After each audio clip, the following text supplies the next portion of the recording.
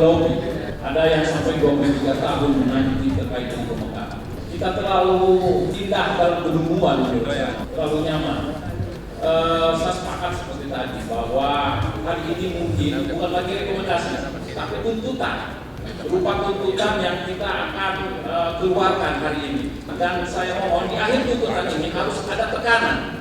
Jika tidak, ya, poin pertama mungkin tadi segera untuk mengeluarkan peraturan pemerintah, yang kedua cabut moratorium, yang ketiga sama seperti itu, segera yang ketiga mungkin pemekaran, apakah yang memenuhi Mapres atau mungkin menyusul.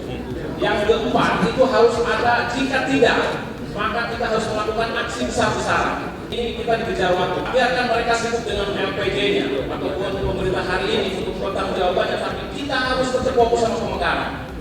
Saya Muhammad Salim dari CDOB Timur, ya, Sulawesi Tenggara. Pada kesempatan ini mungkin teman-teman tadi sudah menyampaikan bahwa ada yang namanya rekomendasi yang akan kita lahirkan, ada pernyataan sikap. Kalau saya mengusulkan dari Muna Timur, ada namanya manifesto politik yang bisa kita lahirkan atau gagasan yang kita sepakati pada pertemuan ini. Baik, terima kasih. Kemudian, ya, selanjutnya adalah ya, yang saya harapkan, ya, harus tidak hanya sekadar ini reaksi Pak, kalau reaksi. Ya sebetulnya ada ketua kita, apakah kita bisa melakukan yang namanya demonstrasi seperti yang kita lakukan yang lalu? Ya, iya. Karena saya yakin teman-teman ini tidak ada yang namanya pecundang dalam perjuangan kita ini, semua menjadi halal. Tahapan pertama Pak Ketua dan pimpinan sidang, kita fokus dulu membuat jaringan ke istana untuk membuka ruang ini dulu. Ini tahap jangka pendek. Kalau ini tidak dilakukan, jangka panjangnya, jangka menengahnya tidak akan terjangkau. Saran saya sekali lagi Pak Ketua, supaya tidak terulang lagi hari ini, yang seharusnya hari ini ada perwakilan pemerintah, ada perwakilan pimpinan DPR RI, ada perwakilan pimpinan DPD, tapi apa yang terjadi hari ini? Siapa yang salah? Sedangkan kawan-kawan datang dari seluruh Indonesia, jangkauannya jauh sekali. Di sini kita duduk sama dengan kita duduk di kedai kopi di warung-warung. Saya berharap karena Pak Ketum adalah orang dalamnya DPR RI, manfaatkanlah Pak Ketum jabatan yang ada sekarang dulu untuk jangkauan jaringan Pak Ketum. Kalau jaringan itu tidak ada, kami di sini tak tahu kerja apa. Baik. Nah, terima kasih. Itu pendapat saya dan saran. Mudah-mudahan ini yang terakhir kali kita membuat rapim tanpa kehadiran Stok Elder untuk didengar apa keputusan kita. Terima kasih.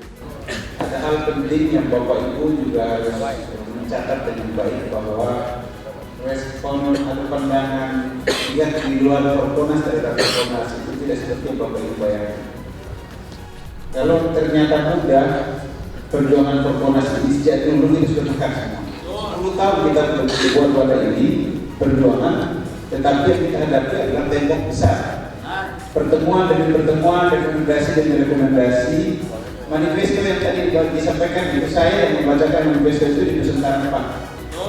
Di pemilu yang lalu kita sampaikan bahwa kalau tidak dukung, kita tidak akan pilih anggota DPR yang tidak dukung. Pilpres pun kita tidak akan dukung. Tapi hasilnya seperti yang kita rasakan dalam beberapa tahun ini. Jadi tuntutan yang tadi kita sudah lakukan, bahwa kita tidak pernah lakukan. Manifesto politik teman-temannya ada yang hadir pada Nusantara waktu itu, ribuan orang kita datangkan seluruh Indonesia, jadi kita sampaikan. Surat kita sampaikan ke hasil manifesto itu kita kirim kepada ketua DPR RI, kepada Presiden, sudah kita lakukan. Jadi bukan kita tidak pernah lakukan di bawah sekalian.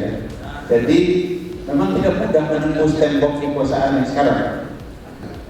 Selain saya berikan kesempatan kepada Pak Ketum untuk merespon, kemudian beberapa rekomendasi yang tadi sudah kita disampaikan oleh teman-teman sekalian, saya kita coba akomodir.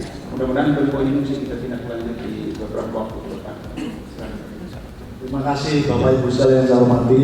Nah, perjalanan 12 tahun terakhir pasca momentum adanya pemekaran daerah otonomi baru itu kira-kira momentum jilid 1 dan mau tidak mau kita harus membuat momentum jilid 2. Nah, kalau pemerintah belum merespon secara baik tuntutan untuk menciptakan momentum jilid kedua ini, tentu kita bisa menjelaskan kenapa misalnya pemerintah kok 10 tahun terakhir misalnya tidak sama sekali menempatkan pembentukan daerah otonomi baru ini sebagai prioritas.